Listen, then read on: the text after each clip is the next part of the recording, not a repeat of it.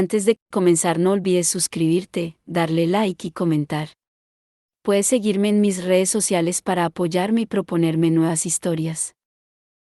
Enlaces en la descripción. Videos todos los lunes, miércoles, viernes y domingos. Percy Jackson y los héroes del Olimpo. La marca de Atenea. De Rick Riordan. Capítulo 33. Annabeth. Annabeth pensaba que podría haber sido peor. Si tenía que emprender una horripilante misión en solitario, por lo menos antes había tenido oportunidad de comer con Percy a orillas del Tíber. Y en ese momento tenía oportunidad de dar un paseo en moto con Gregory Peck. Sabía de la existencia de esa vieja película gracias a su padre. Durante los últimos años, desde que los dos habían hecho las paces, habían pasado más tiempo juntos, y ella había descubierto que su padre tenía un lado cursi. Sí, le encantaba la historia militar, las armas y los biplanos, pero también le encantaba el cine clásico, sobre todo las comedias románticas de los 40 y los 50. Vacaciones en Roma era una de sus favoritas. Él había obligado a Annabeth a verla. La trama le parecía ridícula: una princesa escapa de sus escoltas y se enamora de un periodista estadounidense en Roma, pero sospechaba que a su padre le gustaba porque le recordaba su romance con la diosa Atenea, otra pareja imposible que no podía acabar con final feliz. Su padre no se parecía en nada a Gregory Peck. Atenea desde luego no tenía nada que ver con Audrey Hepburn. Pero Annabeth sabía que la gente veía lo que quería ver. No necesitaban que la niebla distorsionara sus percepciones. Mientras la moto azul celeste recorría zumbando las calles de Roma, la diosa Rea Silvia comentaba a cada paso a Annabeth lo mucho que la ciudad había cambiado a lo largo de los siglos. El puente Sublicio estaba allí, dijo señalando un recodo del Tíber. Ya sabes, donde Horacio y sus dos amigos defendieron la ciudad de un ejército invasor. Eso sí que era un romano valiente. Mira, querida, añadió Tiberino, ese es el sitio donde Rómulo y Remo fueron arrastrados a la orilla. Parecía que estuviera hablando de un lugar en la ribera donde unos patos estuvieran haciendo un nido con bolsas de plástico y envoltorios de caramelos. Ah, sí, dijo Rea Silvia suspirando alegremente. Fuiste muy amable arrastrando a los bebés a la orilla para que los lobos los encontraran. No fue nada, dijo Tiberino. Annabeth se sentía mareada.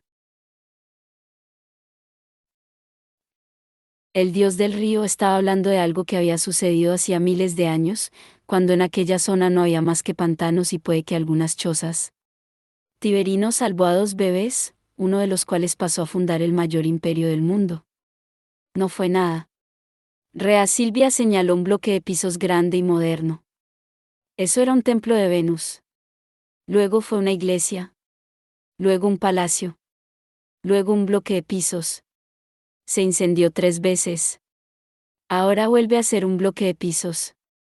¿Y ese sitio de allí, por favor?, dijo Annabeth. Me está mareando. Rea Silvia se rió. Lo siento, querida. Aquí se amontonan capas y más capas de historia, pero no es nada comparado con Grecia. Atenas ya era antigua cuando Roma solo era una serie de chozas de barro. Ya lo verás, si sobrevives. No me está ayudando mucho, murmuró Annabeth. Ya hemos llegado, anunció Tiberino. Detuvo la moto delante de un gran edificio de mármol que tenía una hermosa fachada, a pesar de la capa de suciedad que la cubría. Tallas ornamentadas de dioses romanos decoraban el contorno del tejado. La enorme entrada tenía unas puertas de hierro llenas de candados. ¿Tengo que entrar ahí? Annabeth deseó haber llevado a Leo, o como mínimo haber cogido prestada una cizalla de su cinturón. Rea Silvia se tapó la boca y se rió entre dientes. No, querida. No tienes que entrar. Tienes que ir por debajo. Tiberino señaló una serie de escalones de piedra en un lado del edificio, el tipo de escalera que habría bajado a un sótano si el edificio hubiera estado en Manhattan. Roma es caótica sobre el suelo, dijo Tiberino, pero eso no es nada comparado con su estado por debajo del suelo. Debes descender a la ciudad enterrada, Annabeth Chase. Encuentra el altar del dios extranjero. Los fracasos de tus predecesores te servirán de guía. Después, no lo sé.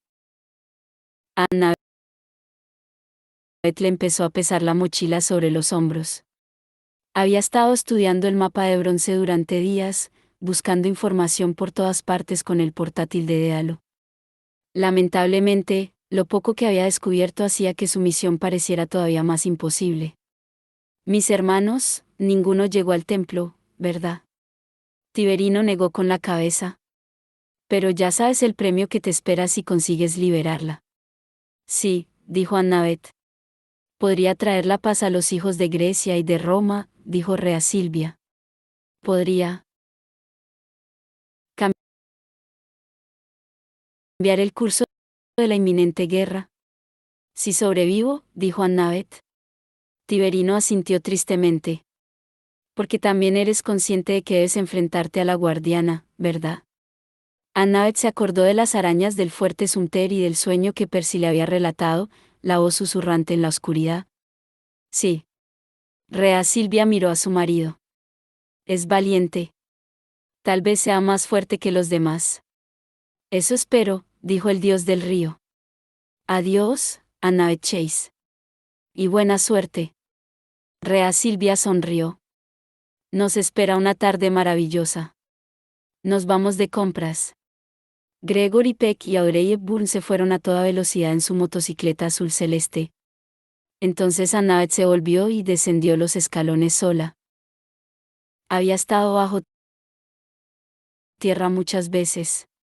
Pero en mitad del descenso se dio cuenta de lo mucho que hacía que no se aventuraba sola. Se quedó paralizada. Dioses, no había hecho algo parecido desde que era una cría. Después de escapar de casa, había pasado una semana sobreviviendo por sí misma, viviendo en callejones y escondiéndose de monstruos hasta que Talia y Luke la habían tomado bajo su protección. Luego había vivido hasta los 12 años en el campamento mestizo. Después, en todas sus misiones, había estado acompañada de Percy y de sus otros amigos. La última vez que se había sentido tan asustada y sola tenía 7 años. Se acordó del día que Talia, Luke y ella habían entrado en la guarida de unos cíclopes en Brooklyn. Talia y Luke habían sido capturados, y Annabeth había tenido que liberarlos. Todavía recordaba estar temblando en un oscuro rincón de aquella ruinosa mansión, escuchando cómo los cíclopes imitaban las voces de sus amigos, tratando de engañarla para que saliera. ¿Y si eso era una artimaña también?, se preguntaba. ¿Y si los otros hijos de Atenea habían muerto porque Tiberino y Rea Silvia los habían hecho caer en una trampa? ¿Serían capaces de algo así Gregory Peck y Audrey Hepburn? Se obligó a seguir adelante. No tenía alternativa. Si la Atenea Partenos estaba allí realmente, podía decidir la suerte de la guerra. Y lo que era más importante, podía ayudar a su madre. Atenea la necesitaba. Al pie de los escalones llegó a una vieja puerta de madera con una anilla de hierro. Encima de la anilla había una placa metálica con un ojo de cerradura. Annabeth empezó a pensar en formas de forzar la cerradura, pero en cuanto tocó la anilla, una silueta llameante apareció en medio de la puerta, la silueta de la lechuza de Atenea. Del ojo de la cerradura salió un hilo de humo. La puerta se abrió hacia adentro. Annabeth miró arriba por última vez. En lo alto de la escalera, el cielo era un cuadrado de color azul radiante. Los mortales estarían disfrutando de la cálida tarde. Las parejas estarían haciendo manitas en los cafés. Los turistas estarían recorriendo apresuradamente tiendas y museos. Los romanos estarían ocupándose de sus asuntos, probablemente sin plantearse los miles de años de historia que había bajo sus pies, y sin duda ajenos a los espíritus, los dioses y los monstruos que todavía moraban allí, o al hecho de que su ciudad pudiera ser destruida ese mismo día a menos que determinado grupo de semidioses consiguiera detener a los gigantes. Annabeth cruzó la puerta. Se encontró en un sótano que era un cyborg arquitectónico. Antiguas paredes de ladrillo se hallaban surcadas por modernos cables eléctricos y tuberías. El techo se sostenía con una combinación de andamios de acero y viejas columnas romanas de granito. En la parte delantera del sótano había montones de cajas de cartón. Annabeth abrió unas cuantas por curiosidad. Algunas estaban repletas de rollos de cuerda multicolor, como la que se usaba para las cometas o para los trabajos de artesanía. Otras cajas estaban llenas de espadas de gladiador de plástico baratas. Tal vez en otra época la estancia había servido de almacén de una tienda de artículos turísticos. Al fondo del sótano, el suelo había sido excavado y se podía ver otra escalera, era de piedra blanca, que descendía todavía más bajo tierra. Annabeth se acercó muy despacio al borde. Abajo estaba tan oscuro que ni siquiera se podía ver con el brillo que emitía su daga. Posó la mano en la pared y encontró un interruptor de la luz. Lo encendió. Unas deslumbrantes bombillas fluorescentes iluminaron la escalera. Debajo, vio un suelo de mosaico decorado con ciervos y faunos, posiblemente una estancia de una antigua casa de campo, escondida debajo de aquel sótano moderno junto con las cajas de cuerda y las espadas de plástico. Bajó. La habitación medía aproximadamente de 2 metros cuadrados. Las paredes habían estado pintadas de vivos colores, pero la mayoría de los frescos se habían desconchado o se habían descolorido. La única salida era un agujero excavado en un rincón del suelo en el que el mosaico había sido arrancado. Annabeth se agachó junto a la abertura. Descendía hasta una cueva más grande, pero Annabeth no podía ver el fondo. Oyó agua corriendo a unos 10 o 12 metros por debajo. El aire no olía a alcantarilla, solo a rancio y a humedad, y a algo ligeramente dulzón, como flores podridas. Tal vez fuera un antiguo conducto para el agua de los acueductos. No había forma de bajar. No pienso saltar, murmuró para sí. Como en respuesta a sus palabras, algo brilló en la oscuridad. La marca de Atenea se encendió al fondo de la cueva y dejó ver unos relucientes ladrillos a lo largo de un canal subterráneo 12 metros más abajo. La lechuza en llamas parecía estar provocándola. Este es el camino, muchacha. Más vale que se te ocurra algo.